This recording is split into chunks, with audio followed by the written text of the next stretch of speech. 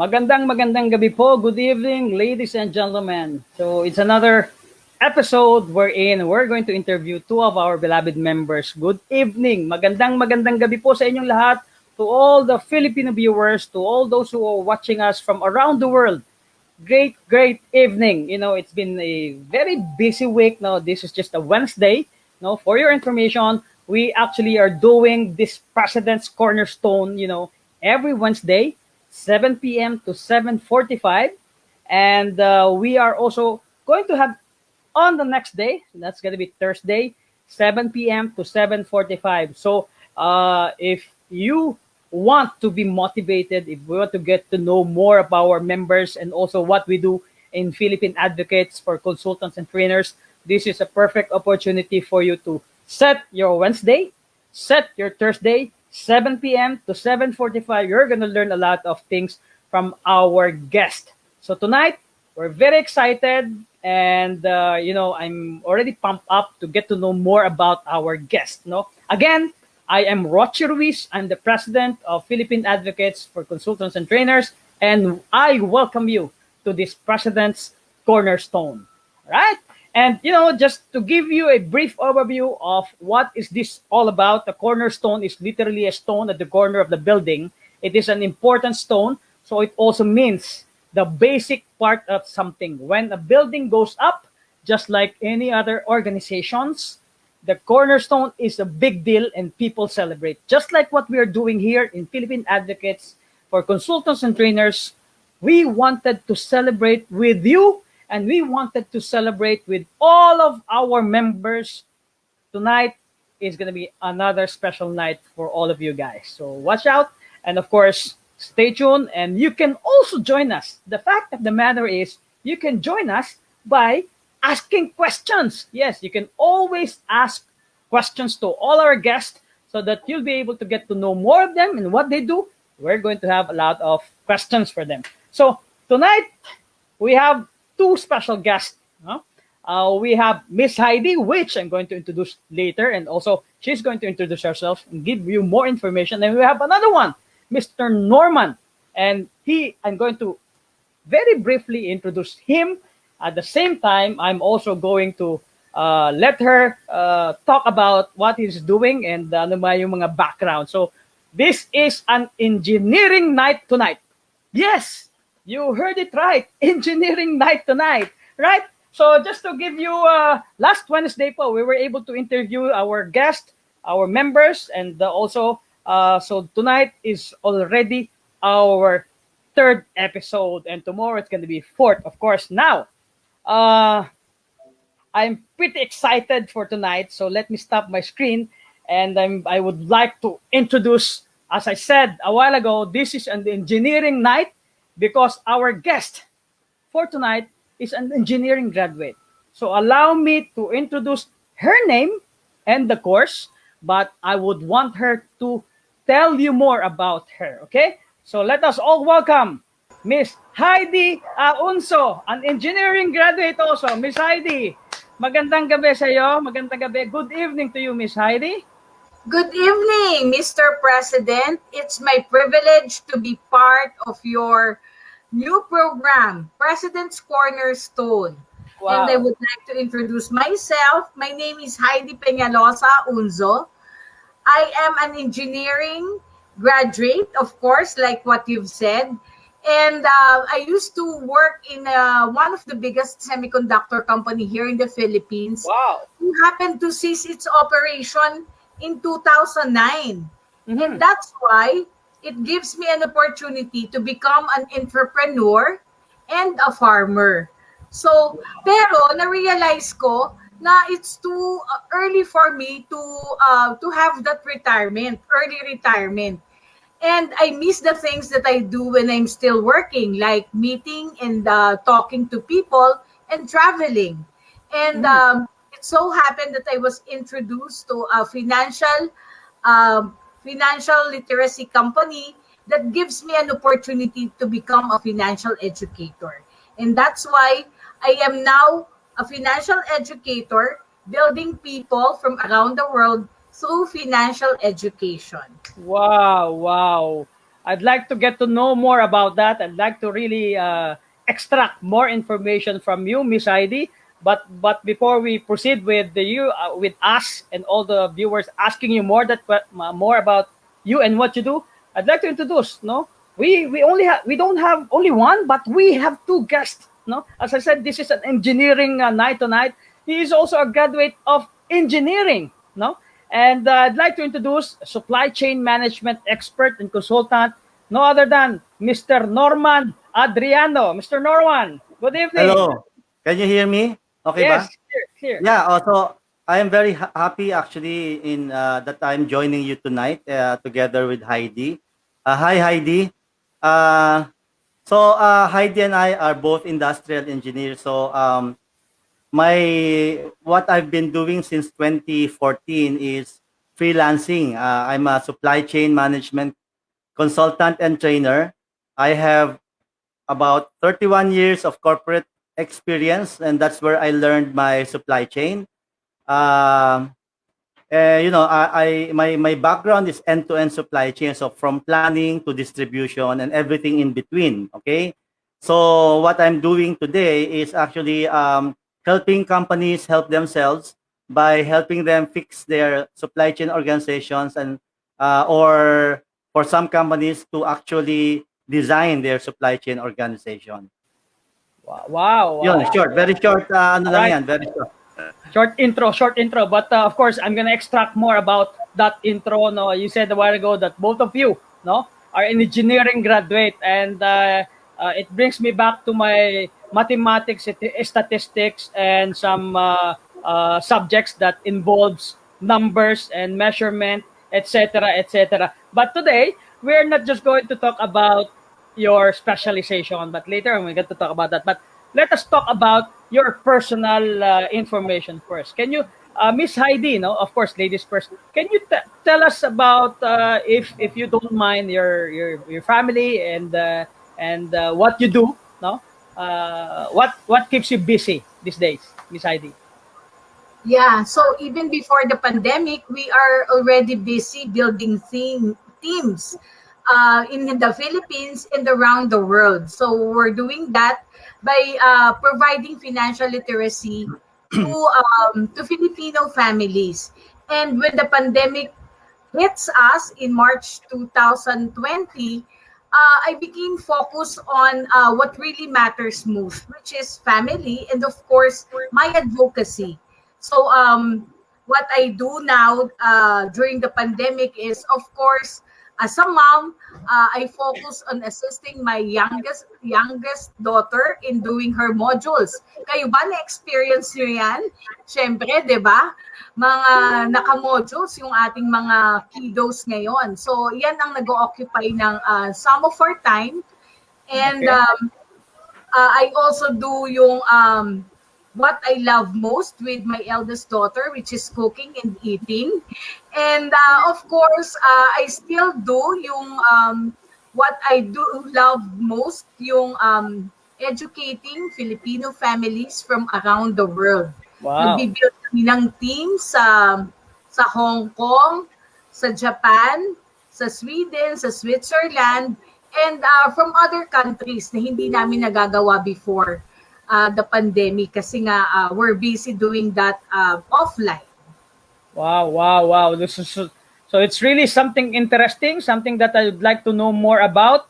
But let us give an opportunity to answer to Mr. Adriano. So, what do you do? And can you just give us a little bit of your personal information, if you don't mind?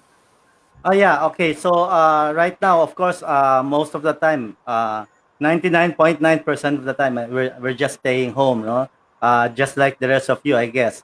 Uh, I am blessed because I have, these days I spend a lot of time creating content for my upcoming webinars.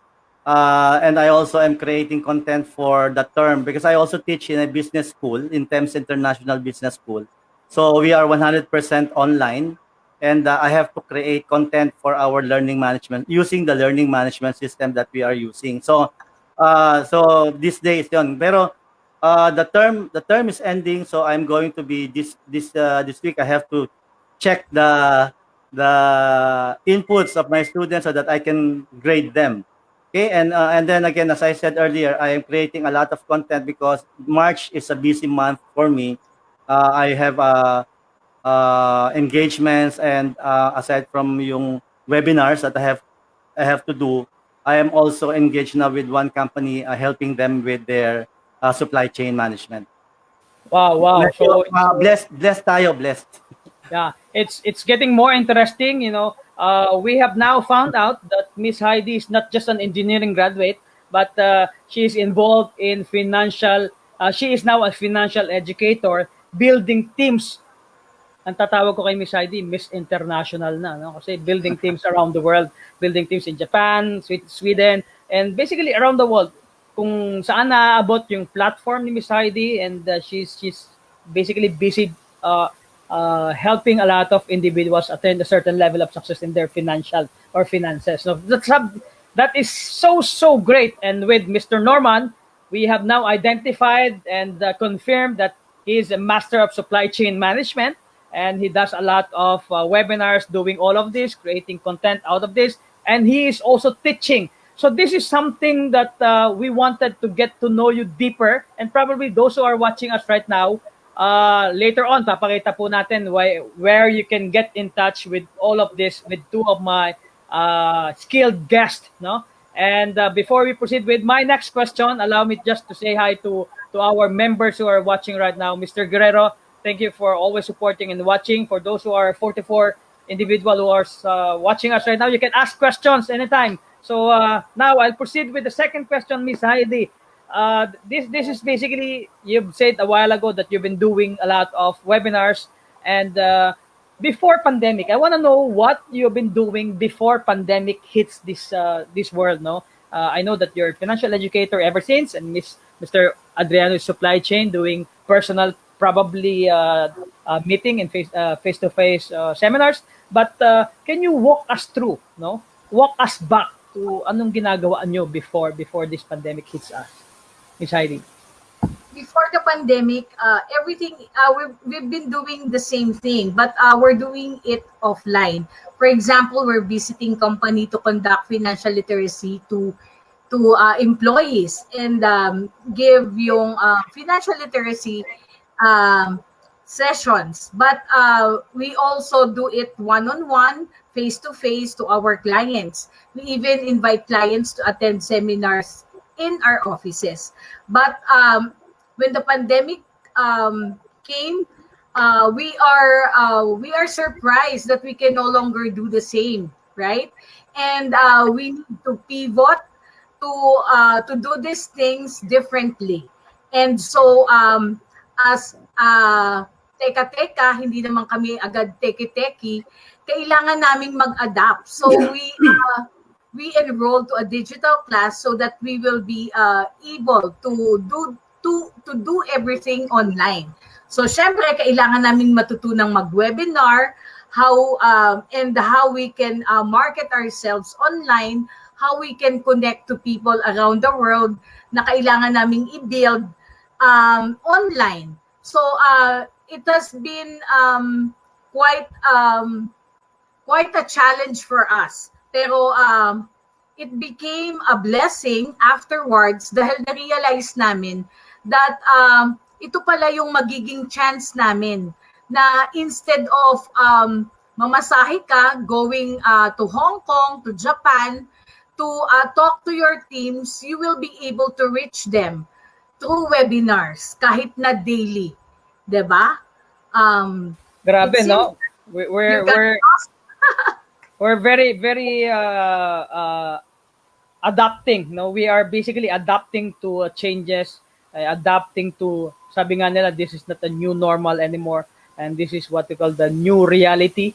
And so we have to challenge ourselves how to be still equipped, how to still be relevant, and how to still be able to serve our clientele. No, tama, Miss Heidi. Thank you very much for that. No. And then I'm very happy, very excited that I've been seeing you a lot of.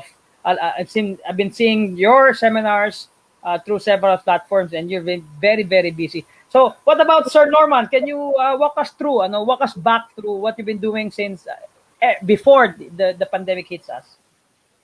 Well, yeah, actually, since I'm a consultant, I am doing a lot of work even before the pandemic. And there was a time that I was engaged with the World Bank IFC group. So I was a consultant there, and I was working with the World Bank and then with the Department of Trade and Industry, specifically working with the Competitiveness Bureau because we are working on reforms. So when the ease of doing business law was passed, that was one of those that we were working on, working with government institutions so that they can re- uh, refine their processes para mas efficient. So yun. So I had that stint with World Bank for about more than a year, and we were helping the competitiveness bureau of the DTI. So and then I have to mention, and this I'm very proud of being a Go Negosyo mentor, because my advocacy is to help the MSMEs, and I think by being a Go Negosyo mentor, I am able to help a lot of people uh, throughout the country. So yun, maganda yun. So maganda rin na giving back by helping others. And then, ano naman yun, hindi naman mahirap because what I am sharing is what I know.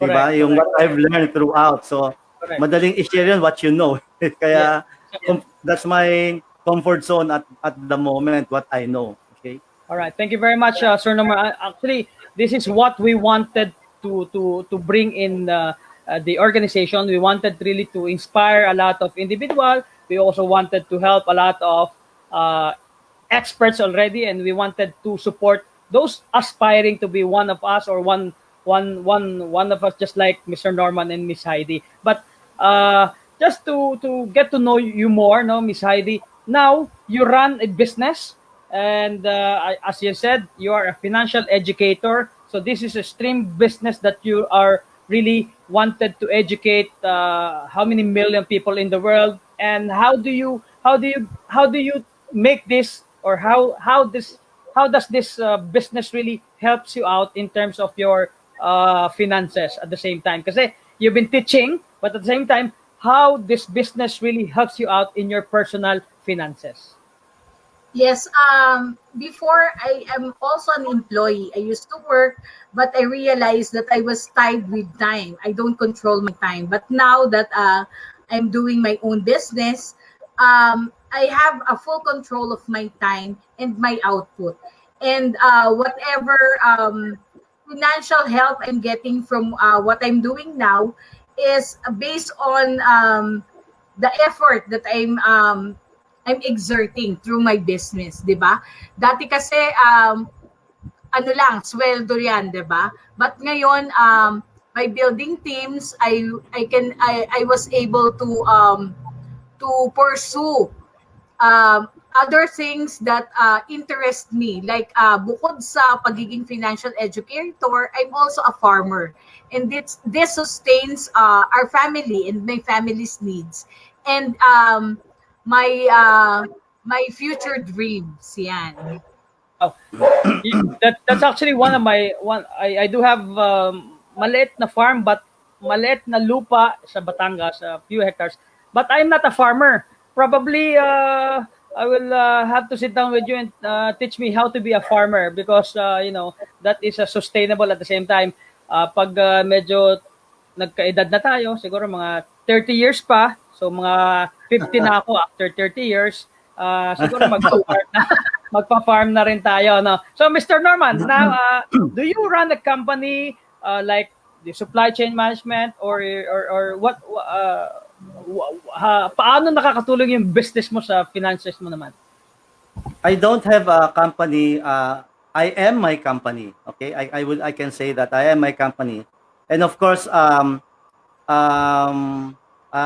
sabi ko nga earlier on, I am blessed because even if I'm not out there looking for clients, I get clients from word of mouth. I mean, sa akin lahat yan blessing di ba? So it doesn't really matter paano sila dumating, ang mahalaga dumadating. Di ba? Yun naman yun. Tama yun. Tama yun. the Um, earning from this, I am able to sustain my family, of course. wow. So Wow. far naman, I am happy, no? I am happy. I know that there will be a lot more blessings to come. Ang ano lang dito is, ang kalaban mo lang dito, time management eh. Because what I'm doing is managing my time. For example, my dream is to have a gig every day. Okay? Yun yun. So pero that will be very difficult because for a gig to happen, I have to create content. Okay, for those gigs. And that means it will really eat up a lot of personal time, but that's okay. That's okay because those are blessings. And just imagine if I get a gig every day, di ba? That would really be something. And so it's not something kagaya ni Heidi, yung amount of time that I put in what I do will determine the amount of earnings that I'm going to get. So Wow. it's just a matter of managing my time. That's correct. That's correct. Thank you very much, Mr. Norman. And I'm pretty sure with your capability and with all the background that you have, naku, kukunin kita. Supply chain management. This is something that sometimes a corporation is lacking.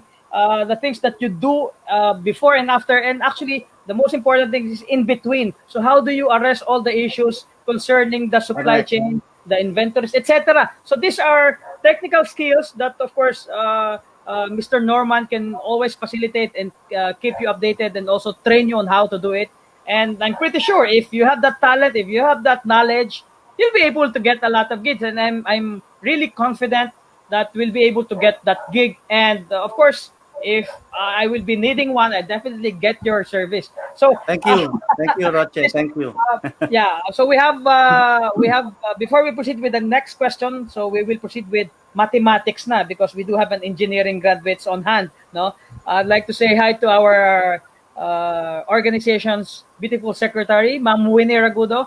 Magandang gabi sa iyo. Also, Lani Ruiz and Magturo. A question to our speakers. Wow, this is something that we would like to ask both of you. Of course, ladies first. With all the roles, no, ito, i-post na natin. With all the roles that you are taking, parang sinagot natin ni Sir Norman kanina, how do you multitask and see to it na walang napapabaya ang areas of your life and business? Kindly share na rin po your tips. So this is really a relevant question. Sometimes, as because we wanted to create a lot of content, we wanted to create a lot of gig, we wanted to really be busy every day, every month. Sometimes we are missing the life. We are missing something, or we napapabayaan natin yung iba. So, what are the things that you would like to advise those who are watching us right now? Even if you're gonna create a lot of business and content, but there's life still that you have to protect and take care. Miss Heidi. I still believe in work-life balance, and that's what I learned from my previous company.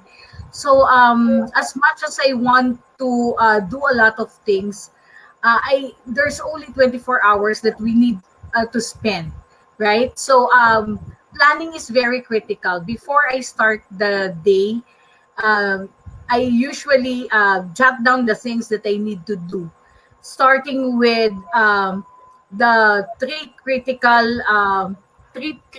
items that I need to complete within the day, and that includes personal, professional matters.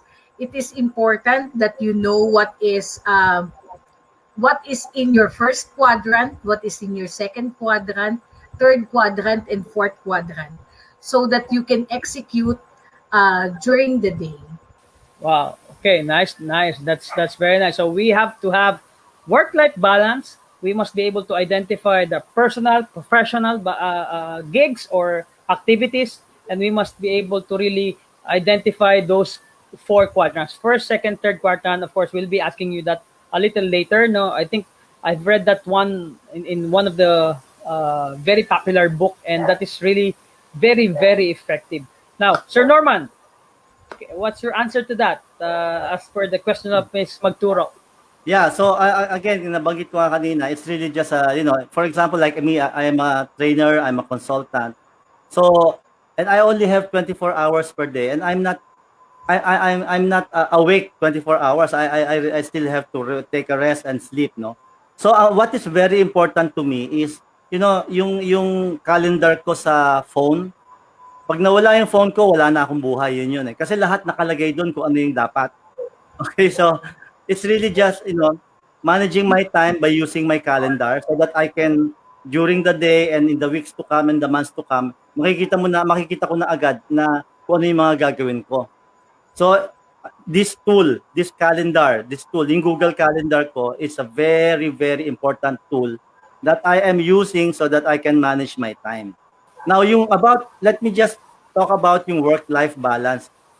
Makikita mo sometimes we tayo as individuals, akala natin na ma-manage natin yung work-life balance, and we try to manage work-life balance so that makita natin meron din tayong quality time being spent with our family. But the real indicator, or the real the people who can tell you if you're successful in managing or balancing your work life would be your family, di ba? Kasi kahit anong sabihin ko, ang galing ko magbalanse ng work life, pero kung nakikita ko naman na mukhang teka muna, nagkukulang yata ako dun sa isa kong anak o sa wife ko, so dapat titignan din natin kasi that is the, 'di ba, the proof of the pudding is in the eating, eh, 'di ba? So dapat makita mo anong effect. Ngayon tsaka ka mag-a-adjust, 'di ba? Kasi if your priority is your family, dapat all throughout you adjust para makita mo ano na nangyayari. 'Yon. Correct. So we have gotten a lot of tips and really the sharing of how do you manage your time and really taking care of your business or family. Now, just to share to, of course, you are the guest, but allow me to share this. I run multiple businesses. I am also at the same time the president of the organization and basically opening up another avenues. Basta ang sa akin lang, ang lagi ko pong i-consider is lahat ng papasok, I just have to sasalain ko yan, lahat ay bibigyan ko ng pansin. Pero if this will affect my personal life, I will have to call it off. And that is my mission. Everything, all the opportunities, ang dami pong opportunities. Opportunities comes really like every week comes in. But of course, at the end of the day, we have to make the right decision, not just for ourselves, not just for our profession, not just for our businesses, but also for our life and our family. So that is basically the things that we wanted really to share to our viewers right now. So allow me again, so this is a great conversation coming from two different industries close to my heart, supply chain and financial literacy. Learning from Sir Norman and Twinnie Haydee. Way to go, Mr. President. But this is one of the questions that I'd like to ask you. Can you connect supply chain to financial literacy? Is it very difficult? Miss Haydee, how? As an engineering background, you do have an engineering background. Is there a relationship between, kasi paano ka napunta dyan sa financial literacy? Tapos si Sir Norman naman, of course, keeps on doing a lot of supply chain still now. And the engineering naman sa kanya. So is there really a connect, or can we connect that, or cannot be? May I answer that? Para hindi mahirapan si Haydee. Medyo nahirapan ako. Yeah. Go ahead. The answer is yes. Actually, if you are the supply chain person managing the processes, kasi ang supply chains actually managing all the processes so that you can meet your customer requirements, no? So you manage the planning for materials, and then producing the final of the finished goods, and then delivering it to your customer so that you can collect. All of the decisions being made by supply chain will affect financials. It will affect profit and loss. Okay? Pag nagkamali ka ng bibilhin at hindi mo na i-deliver yung kailangan ng customer mo, di ba loss yon? Pero pag na-i-deliver mo, profit yon. It will affect your balance sheet. Pag nagkamali ka ng planning at sobra-sobra ang nabili mong inventaryo or raw materials, it will affect your balance sheet. So your cash, again, we now go to cash flow.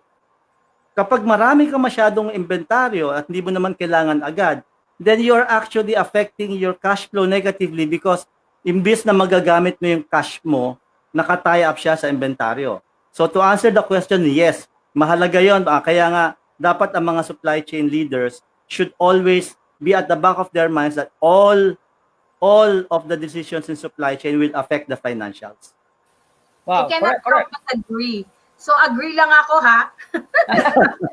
Ako, I definitely agree on that because we wanted, as a businessman, we wanted sustainability, but always at the back of our mind, no, as a businessman, is the profitability. So Of again, course.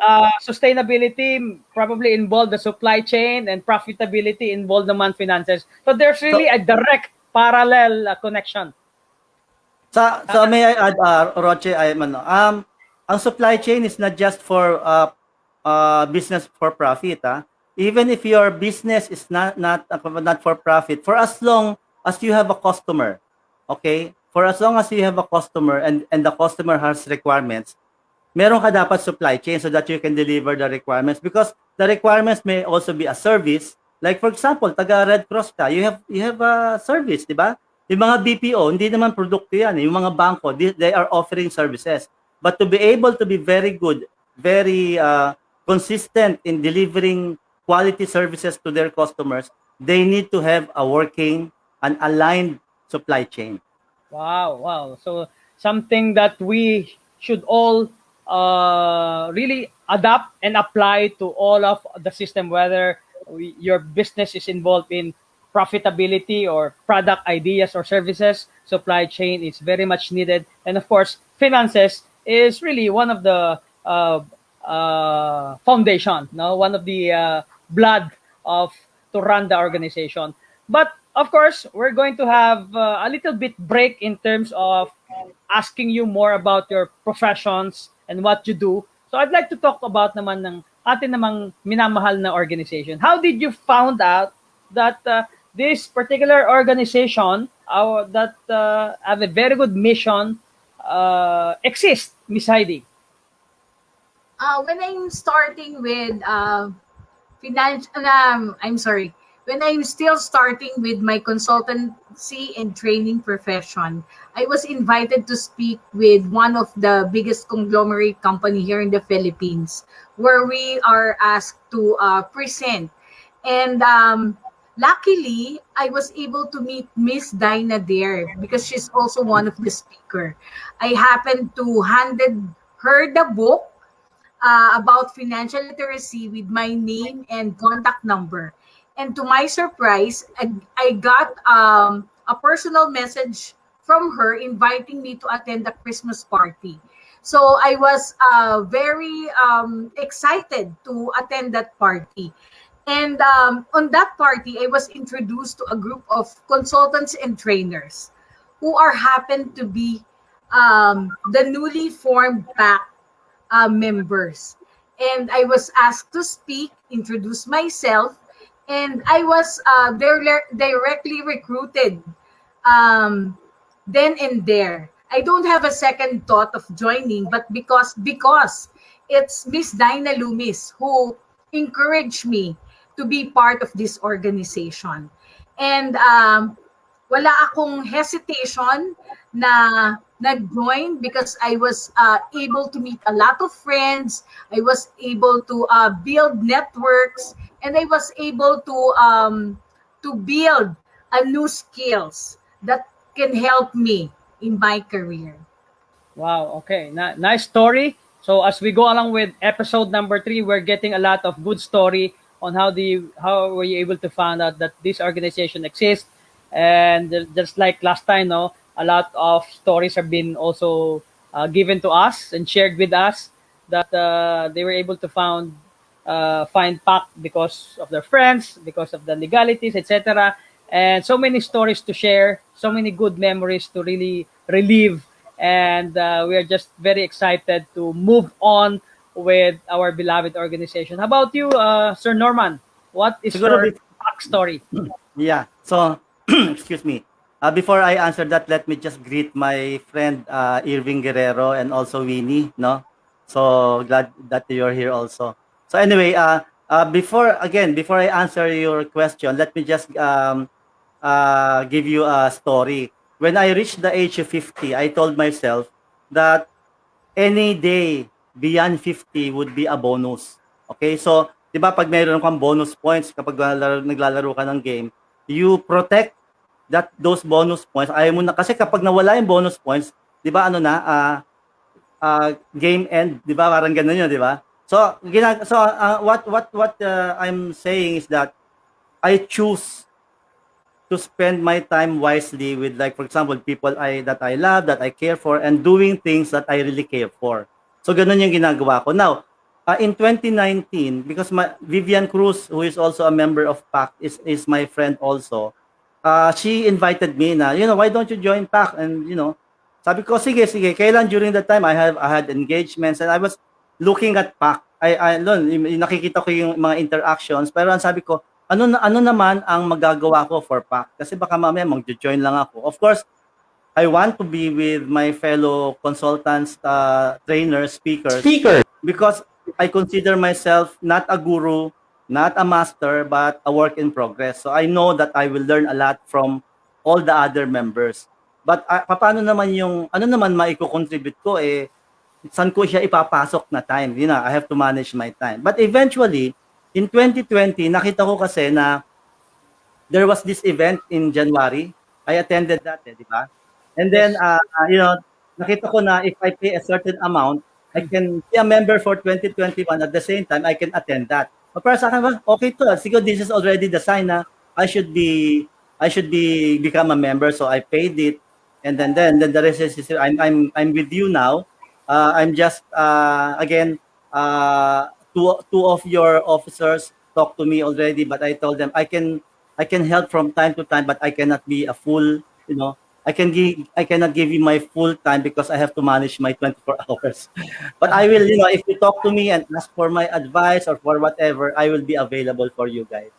Thank you very much, Mr. Norman. This is really something that is the thing that we wanted to see from our members. No, at the same time, as much as we wanted to help each and every member, if you wanted to be heard or something that you do have suggestions, something like just like President John F. Kennedy said, tell me what you can do for the organization and not the organization can do for you. That is something really can be adopted in this organization. Although, as much as possible, we wanted really to serve each and every member, and we wanted really to give them a platform wherein they can be able to really give out their expertise and be able to get a lot of consideration in terms of gigs from our businesses outside, from our clientele, and from our friends, from HR group, and some other business institution that really needs our specialization. And that's what we wanted to bring to the table. All right. So that's a great story. And one more question here. What would be your best advice that you can give to our fellow men, especially those who are suffering or hindi man suffering, for those who have been affected by the pandemic, especially alam mo naman, mahirap din ang pera, nawalan din yung iba-ibang negosyo. So, Miss Haydee, I think it is best for you to answer this because, during that pandemic, we have had a lot of struggles, specifically in finances. Well, the first advice that I will give them is, I think, for them to get vaccinated.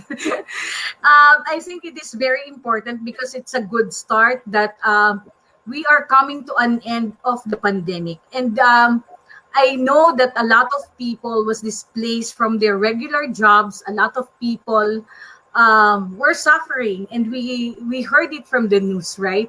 But we need to have a positive mindset. Positive mindset po ang sabi ko, not positive in COVID. Kasi we're not yet out of the woods. We need to stay positive because having a positive mindset means that we can do things right. We should be able to manage our finances well, upskill for us to be able to really do what's necessary to really survive this pandemic. Medyo mahirap sabihin, pero pwede tayong mag-pivot by selecting skills that would really help us to recover and to pivot today.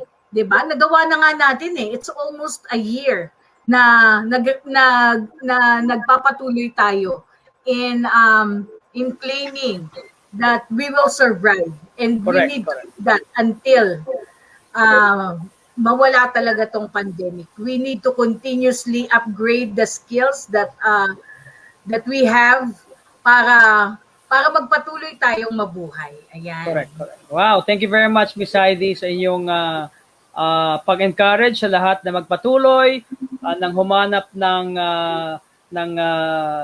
ng kanilang mga kakayahan, talino sa pamamagitan ng pagbibigay ng ating mga seminars, lectures, especially yung mga skilled lectures o yung mga technical skills like supply chain management.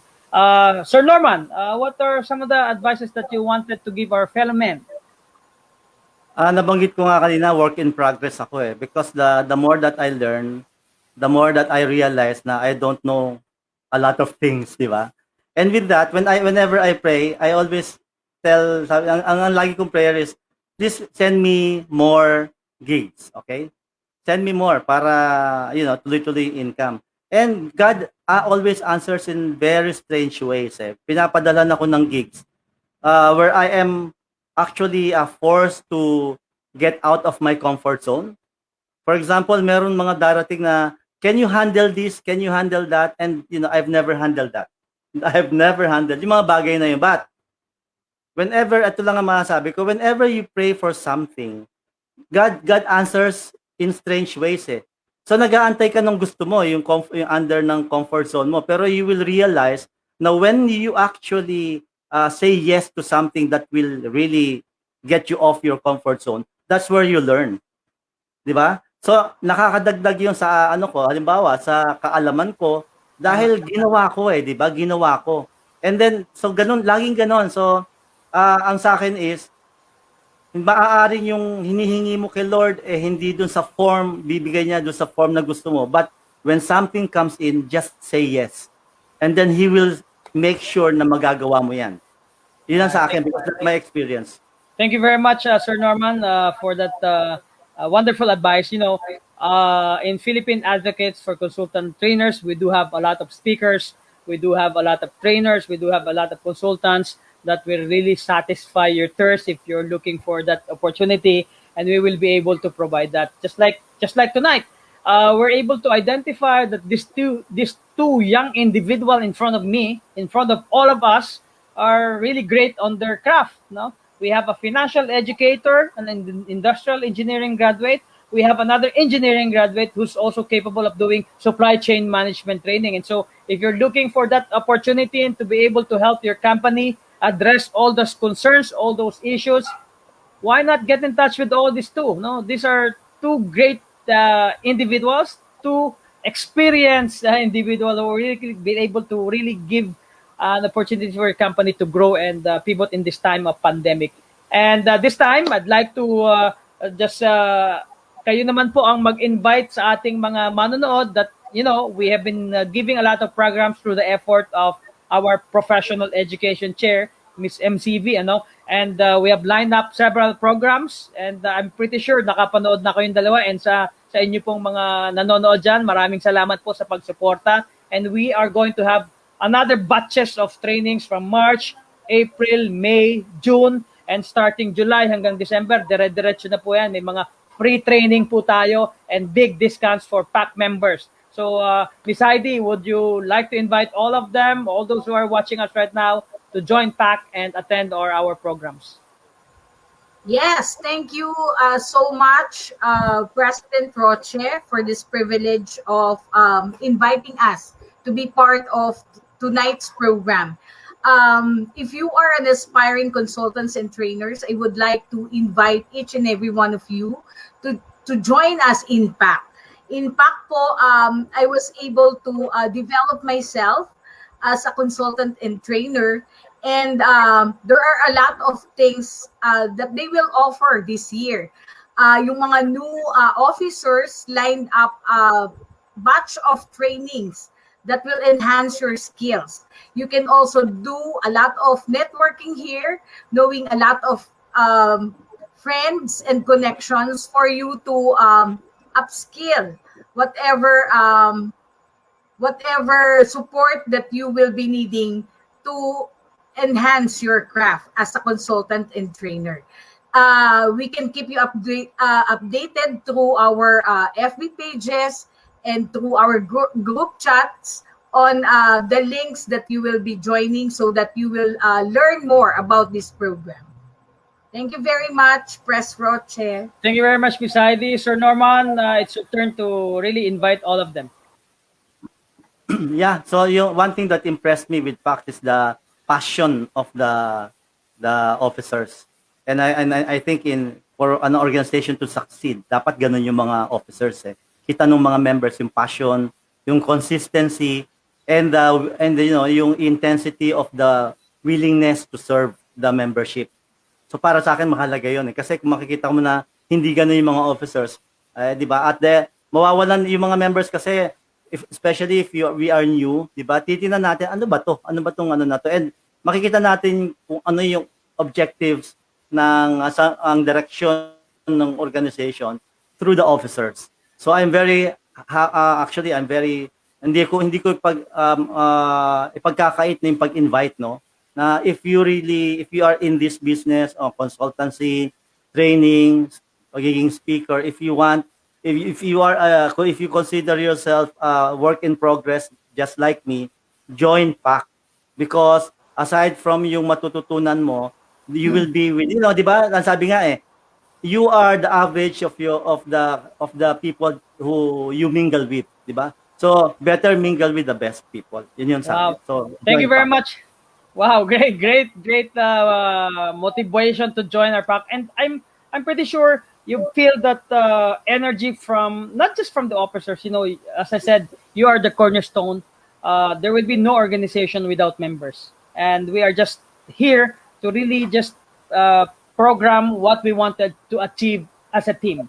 We cannot do it. It's not about the president. It's not about the officers. Not even the organization itself. It's all about the members. And together we sail the boat, and together we attain and we conquer the world. So, Miss Heidi, we are over time by 1 minute, but I'll give you an opportunity, 30 seconds to invite them in your programs, to invite them in your show, to invite them in your book, or to invite them in your Facebook page. Saan ka namin makikita at saan namin matututunan yung mga programa about financial education? Yes, thank you very much for this opportunity. I would like to invite you to attend our daily classes. We are teaching Filipino families to become financially literate. You can visit our page in IMG Las Piñas FB page to check on the trainings that we are offering. And of course, you can visit my FB page, Haydee Peñalosa Aunzo, so that you will learn more about how we do things in making sure that Filipino families learn financial literacy to save and invest for their future.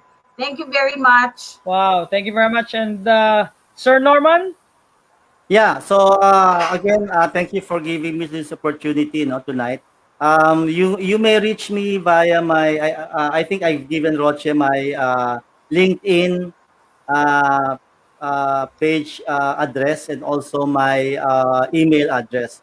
So if you want to reach out to me, you know, for whatever reason, if you want help from me, then I would be I can be reached via my email and via my LinkedIn. Okay, so yun.